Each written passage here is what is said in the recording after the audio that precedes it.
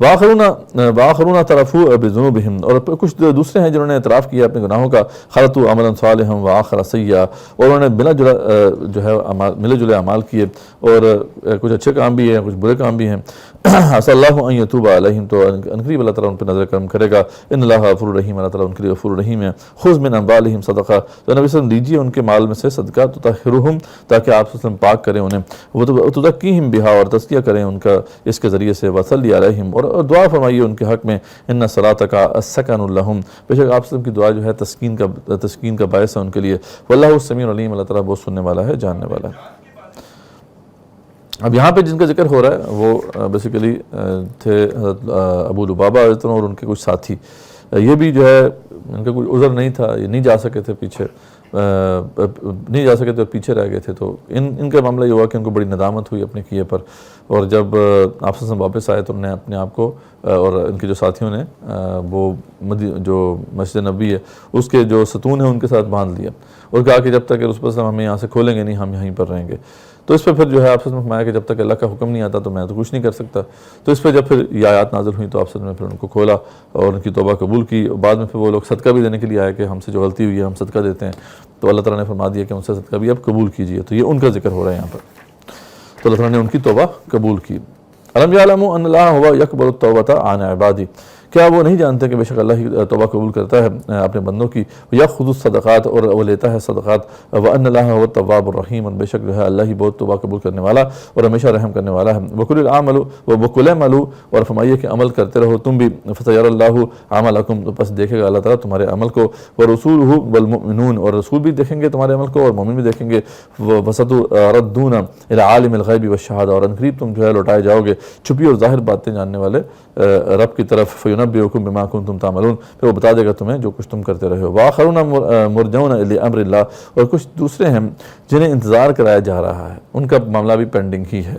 یہ 3 صحابہ تھے جن کا ذکر پہ آگے جا کے آئے گا تفصیل سے، حضرت کعب بن مالک رضی اللہ عنہ، حضرت مرارہ بن ربیع، اور حضرت ہلال بن امیہ رضی اللہ عنہم اجمعین۔ تو یہ 3 جو صحابہ تھے ان کا معاملہ پینڈنگ چھوڑ دیا گیا، اور ان کو بعد میں پھر اللہ تعالیٰ نے جو ہے ان کی توبہ قبول کی۔ 50 دن کا ایک طرح سے ان کا بائک آؤٹ ہوا تھا۔ تو اما یعذبہم و اما یتوب علیہم، اگر امیجن کریں گے آیت اگر وہ سنتے ہوں گے وہ 3 صحابہ تو ان کے اوپر کیا بیتی ہوگی۔ اما یعذبہم، یا تو اللہ عذاب دے گا ان کے اوپر، و اما یتوب علیہم، یا ان کی توبہ قبول کرے گا۔ واللہ علیم حکیم، اللہ تعالیٰ بڑا علم رکھنے والا ہے اور حکیم ہے۔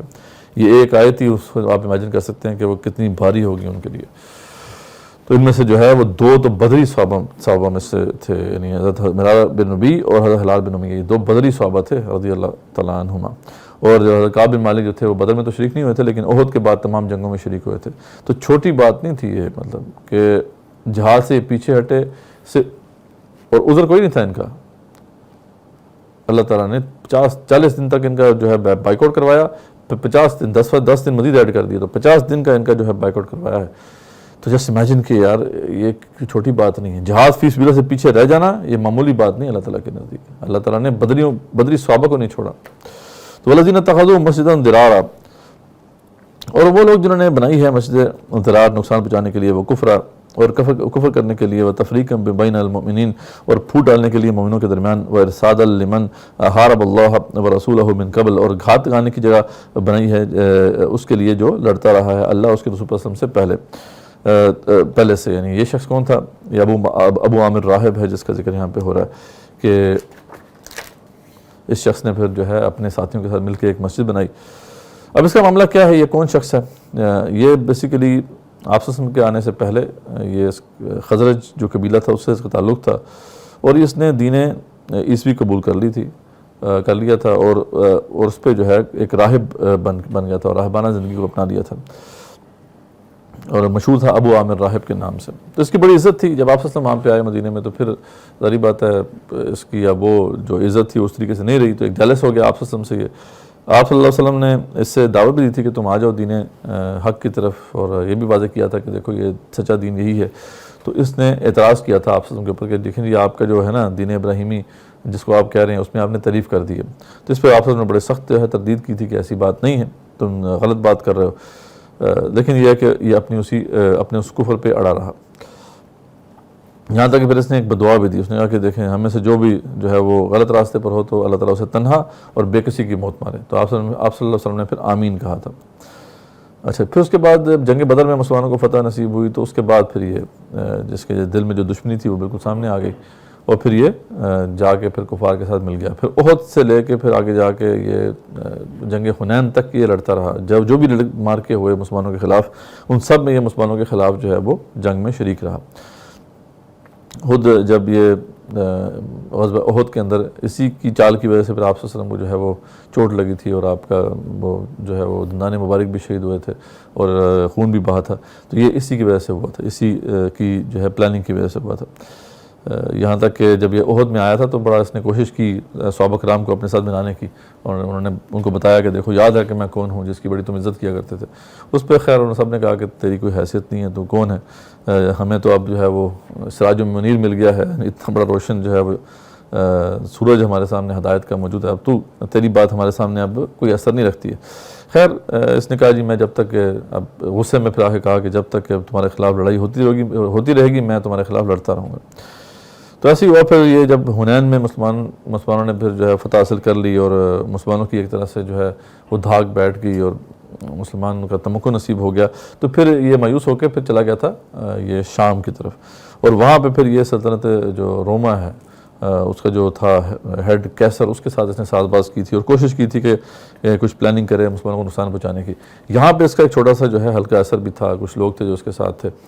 اس کو اس نے کہا تھا کہ دیکھو یہاں پہ ایک مسجد بناؤ اور تاکہ وہ میرے لیے جو ہے میں جب آؤں کہ چھپ چھپا کے آؤں تو وہاں پہ رہ بھی سکوں اور وہاں پہ ہم پلاننگ بھی کر سکیں مسلمانوں میں پھوٹ ڈالنے کے حوالے سے.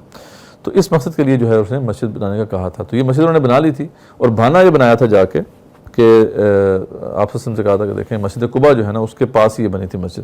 تو مسجد قباء کے بارے میں جا کے انہوں نے کہا تھا کہ یہاں پہ جگہ کم ہو جاتی ہے, جب خاص طور پہ بارش وغیرہ ہوتی ہے تو کیچڑ وغیرہ ہو جاتا ہے, تو اس لیے سہولت کے لیے ہم نے یہ مسجد بنائی ہے, تو آپ یہاں پہ ہمارے پاس آ جائیں. تو اس پہ جو ہے اللہ تعالیٰ کے رسول صلی اللہ علیہ وسلم نے کہا تھا کہ میں واپس آ کے بتاؤں گا, ابھی تو جہاد کے لیے نکل رہے ہیں ہم, تو واپس آ کے اللہ کی اجازت ہوگی تو ہم انشاءاللہ آ جائیں گے.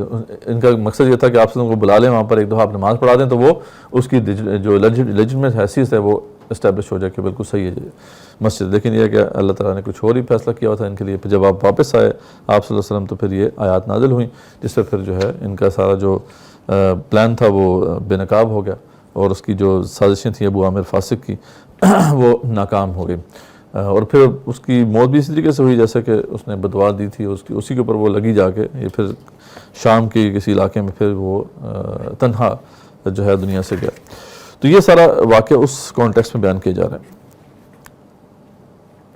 تو وَإِرْسَادًا لِمَنْ حَارَبَ اللَّهَ وَرَسُولَهُ مِنْ قَبْلُ وَلَا يَحْلِفُنَّ إِنْ أَرَدْنَا إِلَّا الْحُسْنَى, اور وہ ضرور قسمیں کھائیں گے کہ نہیں ارادہ کیا ہے ہم نے مگر بھلائی کا. وَاللَّهُ يَشْهَدُ إِنَّهُمْ لَكَاذِبُونَ, اور اللہ گواہی دیتا ہے کہ بے شک وہ یقیناً جھوٹے ہیں.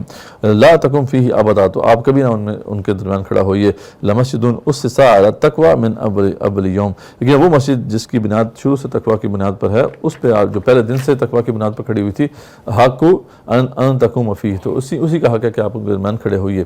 یہ آپ کو پتہ ہے مسجد قباء کا ذکر ہو رہا ہے یہاں پر. جب آپ صلی اللہ علیہ وسلم نے ہجرت کی تھی تو ہجرت کے بعد اب یہاں پہ جو ہے مدینہ سے کچھ فاصلے پر بنی عمر بن عوف کے محلے میں جو ہے وہ آپ نے قیام کیا تھا. اور وہیں کے پھر جو لوگ تھے انہوں نے پھر ایک جگہ پہ آپ سے کہا تھا کہ ہمیں نماز پڑھیں, تو آپ نے وہاں نماز پڑھائی تھی, وہی پھر مسجد قباء بن گئی. اس کی بڑی فضیلت ہے, ہم سب جانتے ہیں, جب ہم جاتے ہیں وہاں پر تو وہاں پہ زیارت بھی کرتے ہیں اس کی. فِيهِ رِجَالٌ يُحِبُّونَ أَن يَتَطَهَّرُوا, تو ان میں ایسے لوگ بھی ہیں کہ جن کا پاک رہنا جو ہے اللہ تعالیٰ کو بہت پسند ہے. وَاللَّهُ يُحِبُّ الْمُطَّهِّرِينَ, اللہ تعالیٰ جو ہے پاک رہنے والوں کو بہت پسند کرتا ہے. اب یہ بات جو تھی بڑی انٹرسٹنگ تھی. آپ صلی اللہ علیہ وسلم نے پوچھا بھی جب یہ وحی نازل ہوئی, اور انہوں نے کہا کہ تم لوگوں نے ایسا کون سا کمال کیا کہ اللہ تعالیٰ تمہاری پاکی کی تعریف قرآن میں بیان کر رہا ہے. تو انہوں نے کہا کہ ہم نے تو کوئی ایسی بات نہیں کی. ہاں یہ ہے کہ جو جب رفع سے فارغ ہوتے تھے, استنجا وغیرہ کرنا ہوتا تھا, تو اس کے لیے وہ مٹی کے ڈھیلے کے ساتھ پانی کا بھی استعمال کرتے تھے. حالانکہ پانی بڑی آپ کو پتہ ہے ریئر چیز ہے وہاں پر, تو لیکن یہ کہ ان کو تسلی نہیں ہوتی تھی تو پانی کا بھی استعمال کرتے تھے, ورنہ وہاں پہ تو آپ کو پتہ ہے کہ صرف مٹی سے ہی جو ہے وہ استنجا وغیرہ ہوتا تھا. تو اس بات کو اللہ تعالیٰ نے پسند فرمایا کہ یہ اپنے پاک رہنے کو پسند کرتے ہیں. تو یہ بات مسجد قباء کے حوالے سے آگے ہمارے. احمن اسس بنیانہ علی تقوی من اللہ و رضوان، اور تو کیا وہ جس نے بنیاد رکھی اپنی عورت کی تقوی، اپنی عمارت کی تقوی پر، اللہ کی طرف سے اور رضامندی پر، خیر ام اسس بنیانہ علی شفا جرف ہار، بہتر ہے یا وہ جس نے بنیاد رکھی اپنی عمارت کی گر جانے والی کھائی کے کنارے پر جو گرائی چاہتی ہے، فنہارا بہی فی النار جہنم، اور وہ بس جہنم کی آگ میں گرائی چاہتی ہے، واللہ لا یہدی القوم الظالمین، اللہ تعالیٰ سے ظالم قوم کو ہدایت نہیں دیتا، لا یزال بنیانہم الذی بنوا ریبۃ فی قلوبہم، تو بے شک جو ہے ہمیشہ رہے گی ان کی عمارت جو انہوں نے بنائی تھی شک ڈالنے والی ان کے دلوں میں، الا ان تقطع قلوبہم، مگر یہ کہ پارا پارا ہی ہو جائے ان کے دل، واللہ علیم حکیم، اللہ تعالیٰ جو ہے بہت زیادہ جاننے والا ہے اور حکیم ہے، یعنی ان کو بہت زیادہ افسوس رہے گا کہ یہ جو اتنی بڑی چال تھی ان کی نہیں چل سکی، وہ ہمیشہ جو ہے ان کے دل میں یہ بات آتی رہے گی۔ تو اس طریقے سے پھر آپ صلی اللہ علیہ وسلم نے جب آپ کو معلوم ہو گیا یہ، تو آپ نے جو ہے وہاں پر اپنے کچھ صحابہ کو بھیجا، مالک بن دخشم اور پھر مان بن عدی، ان دونوں کو بھیجا کہ آپ جا کے اس کو جلا دیں، انہوں نے ایسے کیا، وہاں پہ جا کے اس پوری مسجد کو جلا دیا گیا، اور اس طریقے سے یہ سارا جو ہے پلان وہ جو ہے خراب ہو گیا ان کا، اور وہ نامراد لوٹے۔ ان اللہ اشتری من المؤمنین انفسهم واموالهم بان لهم الجنہ، اس میں کوئی شک نہیں ہے کہ بے شک مومنین جو ہیں ان کے مال اور ان کی جانیں اللہ تعالیٰ نے جنت کے عوض خرید لیے ہیں۔ سبحان اللہ، بہت ہی ایک امپورٹنٹ یہ آیت ہے کہ یہ ٹرانزیکشن ہو چکی ہے، جنت کے عوض ہم یہ بیچ چکے ہیں۔ اب دیکھیں دنیا میں بھی ہم دیکھتے ہیں جب کوئی ایسا مال جو ہم کسی جگہ بیچ دیں اور دوبارہ سے اسے ری سیل کرنے کی کوشش کریں تو کتنی بڑی جو ہے وہ بری بات سمجھاتی ہے، کتنا جو ہے اخلاقی طور پہ ایک برا عمل ہے۔ تو یہ ٹرانزیکشن ہم کر چکے ہیں، ہم نے جو ہے اپنی جان اور اپنے مال جو ہیں وہ جنت کے عوض جو ہے بیچ دیے ہیں اللہ تعالیٰ کو، جنت ہم نے خرید لی ہوئی ہے، اب یہ بکا ہوا مال جو ہم آگے دوسری جگہ پہ بیچ رہے ہیں۔ تو اللہ فرماتے ہیں کہ ہم نے بے شک مومنین کے مال و جان جنت کے عوض خرید لیے ہیں، یقاتلون فی سبیل اللہ، اسی لیے پھر اللہ کے راستے میں وہ قتال کرتے ہیں، فیقتلون و یقتلون، وہ قتل کرتے بھی ہیں، قتل ہو بھی جاتے ہیں، وعدن علیہ حقا، تو یہ وعدہ ہے جو اس کے ذمہ ہے، فی التوراۃ والانجیل والقرآن، یہ اللہ نے یہ وعدہ تورات میں بھی اس کا ذکر کیا ہے، انجیل میں بھی ذکر کیا ہے اور اس قرآن میں بھی ذکر کیا ہے، ومن اوفی بعہدہ من اللہ، اور کون ہے زیادہ پورا کرنے والا اپنے وعدے کو اللہ کے سوا، ان سے اللہ کا پکا وعدہ ہے کہ اللہ ان کو بخش دے گا، کہ جنت میں لے کے جائے گا۔ فاستبشروا ببیعکم الذی بایعتم بہ، بس خوش ہو جاؤ اس سے جو تم نے سودا کیا ہے اللہ تعالیٰ کے ساتھ، وذالک هو الفوز العظیم، اور یہ بہت ہی عظیم جو ہے وہ کامیابی ہے۔ تو یہ ہے جی وہ سودا جو ہے وہ ہم نے کر لیا ہے، اگر واقعی کر لیا تو پھر تو ریبت قتال کرنا چاہیے اللہ کے راستے میں، اگر نہیں کیا ذری بات ہے ہم جیسے نے تو بھی نہیں کیا، اللہ ماشاء اللہ، کہ ہم تمہارا تو ابھی تک یہ جو ہے ہم اس بات کو تسلیم ہی نہیں کیا دل سے کہ ہم نے یہ بیچ دی ہے مال و جان کو، ہم نے تو کہا کہ ہمارے ہی ہیں، ابھی جنت تو بعد میں دیکھیں گے ابھی۔ تو اللہ کہہ رہے ہیں کہ جنہوں نے بیچ دیا ہے وہ تو اب قتال کریں گے، قتال کر کے وہ لڑائی کر کے شہید بھی ہو جائیں گے، تو کوئی ایسا مسئلہ نہیں ہے۔ تو یہ جو اس میں بات کی کہ تورات اور انجیل میں بھی ان کا ذکر ہے ایسے لوگوں کا، تو وہ کہاں پہ ذکر ہے؟ وہ آج بھی ان کی جو تحریف شدہ بائبل ہے اس کے اندر موجود ہیں ایسی ورسز، جیسے گاسپل آف میتھیوز ہے، اس کے اندر چیپٹر نمبر 5 ہے، ورس نمبر 10 ہے کہ مبارک ہیں جو راست بازی کے سبب ستائے گئے، جو اس راہ پہ چلنے کے عوض جو ہے ستائے گئے، کیونکہ آسمان کی بادشاہت انہی کے لیے ہے۔ جو دنیا میں ستایا گیا اللہ کے دین کی خاطر، آسمانی بادشاہت، یہ جو ٹرم ہے یہ جنت کے لیے استعمال ہوتی ہے۔ عیسیٰ علیہ السلام اکثر جو ہے ان کا یہ تھا طریقہ کار کہ وہ اپنے وائز جو تھے ان کے اندر بتاتے تھے کہ آسمانی بادشاہت کے لیے کام کرو، آسمانی بادشاہ کے لیے اپنے دین کو اپنے آپ کو کھپاؤ، تو جنت کی بات ہوتی تھی۔ تو یہاں پہ بات آ گئی کہ آسمانی بادشاہ انہی کے لیے۔ دوسری جگہ پہ گاسپل آف میتھیوز میں ہی ہے، چیپٹر نمبر 10 کے اندر ہے، ورس 39، جب کوئی اپنی جان بچاتا ہے اسے کھوئے گا، یعنی جو بھی جان جو ہے جس کو بھی ہم سب بچاتے ہیں اس کو وہ کھو دے گا، اور جو کوئی میرے سبب اپنی جان کھوتا ہے اسے بچائے گا۔ تو پھر یہ ہے کہ دو ڈفرینٹ چیزیں ہیں، یعنی جو اپنی جان بچاتا ہے اسے بیسیکلی وہ کھو دے گا، جو جان بچا کے رکھے گا یہاں پہ اللہ کے راستے پہ نہیں لگائے گا، اسے نہیں کھپائے گا، وہ کھو دے گا۔ کھو کس طرح دے گا کہ وہ جہنم میں چلی جائے گی جان، تو وہ کھو دی نا اس نے۔ اور جو کوئی میرے سبب اپنی جان کھو دے گا یہاں پر تو وہ بچا لے گا، یہاں پہ شہید ہوگی تو وہ جنت میں چلی جائے گی جان۔ تو یہ بھی بات یہاں پہ آئی. اس طریقے سے گاسپل آف میتھیوز میں ہی ہے چیپٹر نمبر 19 میں ورس 29 میں کہ جس کسی نے گھروں یا بھائیوں یا بہنوں یا باپ یا ماں یا بچوں یا کھیتوں، اب یہ آپ کو یاد ہوگا کہ ایک آیت ہے اسی طرح کی ہے، بالکل ایک طرح سے اس کی کاپی معلوم ہوتی ہے. کل ان کان آباؤکم و ابناؤکم و اخوانکم و ازواجکم و عشیرتکم، وہ جو آیت ہم نے پڑھی تھی. تو یہاں پہ بالکل اسی طرح عیسیٰ علیہ السلام بتا رہے ہیں کہ جس کسی نے گھروں یا بھائیوں یا بہنوں یا باپ یا ماں یا بچوں یا کھیتوں کو میرے نام کی خاطر چھوڑ دیا، اس کو 100 گنا ملے گا اور ہمیشہ کی زندگی کا وارث ہوگا، جنت یعنی اسے ملے گی. تو سبحان اللہ، یعنی آج بھی تورات اور انجیل میں یہ وعدہ ہے ان نیک لوگوں کے لیے جو اللہ کے لیے، اللہ کے دین کی خاطر اپنی جان کو بیچ دیتے ہیں اور ان کو جنت مل جاتی ہے اس کے بس. التائبون، اور پھر ان کی اور صفات بھی ہیں، وہ توبہ کرنے والے ہیں کثرت سے. العابدون، بندگی کرنے والے ہیں. الحامدون، شکر کرنے والے ہیں اللہ تعالیٰ کا. السائحون، اور لذات دنیا سے کنارہ کشی اختیار کرنے والے ہیں. الراکعون، اور رکوع کرنے والے ہیں. الساجدون، سجدہ کرنے والے ہیں. الآمرون بالمعروف، اور نیکی کا حکم دینے والے ہیں. والناہون عن المنکر، اور برائی سے روکنے والے ہیں. والحافظون لحدود اللہ، اور حفاظت کرنے والے ہیں اللہ تعالیٰ کی حدود کے. وبشر المؤمنین، ایسے مومنین کو بشارت سنا دیجیے. ما کان النبی والذین آمنوا، اور نہیں ہے مناسب کہ نبی صلی اللہ علیہ وسلم کے لیے اور نہ ہی ان لوگوں کے لیے جو ایمان لائے، ان یستغفروا للمشرکین، کہ مشرکین کے لیے وہ استغفار کریں. ولو کانوا اولی قربا، یہاں تک کہ وہ قرابت دار ہی کیوں نہ ہو، بڑے قریبی رشتہ دار ہی کیوں نہ ہو. من بعد ما تبین لهم انہم اصحاب الجحیم، اس کے بعد کہ واضح ہو چکی ہے یہ بات کہ اب وہ جہنم والے ہیں. وما کان استغفار ابراہیم لابی، اور نہ تھا بخشش مانگنا ابراہیم علیہ السلام کا اپنے والد کے لیے، الا عن موعدۃ وعدہا ایاہ، مگر یہ کہ وعدہ تھا جو انہوں نے کر لیا تھا اپنے والد سے. فلما تبین له انہ عدو للہ، اور جب ان کو واضح ہو گیا یہ بات کہ ان تک یہ بات کھل گئی کہ وہ اللہ کا دشمن ہے، تبرأ منہ، تو اسی وقت انہوں نے اعلان برات کر دیا تھا اپنے باپ سے. ان ابراہیم لأواہ حلیم، تو ابراہیم علیہ السلام جب ایسا کر سکتے ہیں تو اے رسول وسلم آپ بھی ایسا کر سکتے ہیں، کیونکہ ابراہیم بھی بہت زیادہ نرم دل اور بہت ہی حلیم طبیعت کے مالک تھے، جیسے آپ کا معاملہ ہے. تو جیسے انہوں نے جب ان کو معلوم ہو گیا کہ یہ دشمن ہے ان کا باپ، تو انہوں نے پھر اعلان برات کر لیا، پھر ان کے لیے استغفار نہیں کی. تو آپ کو بھی ایسا نہیں کرنا. ایسے کانٹیکسٹ میں پھر یہ واقعہ آتا ہے، یہ صحیح بخاری میں جو ہے اس کی تفسیر موجود ہے کہ جب آپ صلی اللہ علیہ وسلم کے جو چچا ہیں ابو طالب، ان کا آخری وقت آیا تو آپ صلی اللہ علیہ وسلم ان کے پاس گئے، اور اس وقت جو ہے ان کے ساتھ ابو جہل بھی بیٹھا ہوا تھا اور عبداللہ بن ابی امیہ بھی بیٹھا ہوا تھا. تو اس وقت پھر آپ صلی اللہ علیہ وسلم نے فرمایا کہ دیکھو اے چچا جان، لا الہ الا اللہ پڑھ لیں تاکہ میں اللہ کے ہاں آپ کے لیے حجت پیش کر سکوں. تو اس پہ پھر جو ہے ابو جہل اور یہ جو عبداللہ بن ابی امیہ تھا، ان دونوں نے کہا کہ ابو طالب کہ عبد المطلب کے مذہب کو چھوڑو گے اس وقت، موت کے وقت ساری زندگی اس پہ رہو، اس پہ رہے ہو، تو کہ اب اس کو چھوڑو گے، اس سے انحراف کرو گے. تو یہ وہ بات تھی جس نے پھر جو ہے وہ ان کو اپنے اسی دین پر ہی برقرار رکھا، حتیٰ کہ اسی حال میں پھر ان کا انتقال ہو گیا. تو آپ صلی اللہ علیہ وسلم نے فرمایا کہ جب تک اللہ تعالیٰ کی طرف سے مجھے روک نہیں دیا جائے گا میں آپ کے لیے استغفار کرتا رہوں گا. تو اس آیت میں پھر آپ کو روک دیا گیا کہ آپ کے جو چچا ہیں وہ اب شرک کی حالت میں ان کی وفات ہوئی ہے، اب آپ ان کے لیے استغفار نہیں کر سکتے. ٹھیک ہے.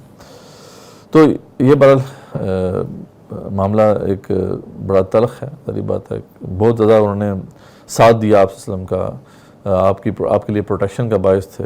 لیکن بہرحال کیونکہ ان کا جو موت ہوئی ہے وہ ایمان پر نہیں ہوئی ہے، تو اس لیے معاملہ اب ان کا وہی ہے کہ وہ کفار کے ساتھ ہی ہے. وما کان اللہ لیضل قوما، اور نہیں ہے کہ اللہ ایسا کہ وہ گمراہ کرے کسی قوم کو، بعد اذ ہداہم، اس کے بعد کہ وہ ہدایت دے چکا ہو انہیں، حتی یبین لہم ما یتقون، یہاں تک کہ وہ واضح کر دے ان کے لیے جو کچھ وہ جس سے وہ بچیں. ان اللہ بکل شیء علیم، بے شک اللہ تعالیٰ ہر چیز کا علم رکھنے والا ہے. ان اللہ لہ ملک السماوات والارض، یاد رکھو زمین و آسمان کی بادشاہت اسی کی ہے. یحیی و یمیت، تو وہی زندگی دیتا ہے اور وہی موت دیتا ہے. وما لکم من دون اللہ من ولی ولا نصیر، نہیں ہے تمہارے لیے کوئی اللہ کے سوا کوئی دوست اور نہ ہی کوئی مددگار. لقد تاب اللہ علی النبی، اور یقیناً جو ہے نظر کرم فرمائی اللہ تعالیٰ نے نبی صلی اللہ علیہ وسلم پر، والمہاجرین والانصار، اور ان مہاجرین اور انصار پر بھی، الذین تبعوہ فی ساعۃ العسرہ، جنہوں نے پیروی کی نبی صلی اللہ علیہ وسلم کی مشکل گھڑی میں، من بعد ما کاد یزیغ قلوب فریق منہم، اس کے بعد کہ قریب تھا کہ ٹیڑے ہو جائیں دل ایک گروہ کے ان میں سے. ثم تاب علیہم، پھر اللہ نے نظر کرم فرمائی ان پر. انہ بہم رؤوف الرحیم، بے شک وہ ان پر بہت ہی مہربان اور ہمیشہ رحم کرنے والا ہے. ظاہر بات ہے اس میں جو بھی اس مشکل گھڑی میں آپ کے ساتھ گئے، ساری مشکلات انہوں نے سہی، تو یہ اللہ کا کرم ہی تھا کہ وہ اللہ کے رسول صلی اللہ علیہ وسلم کے ساتھ رہے، ورنہ اتنی مشکلات کے بعد کھڑا ہونا اتنا آسان نہیں تھا. تو یہ اس کی طرف اشارہ ہے.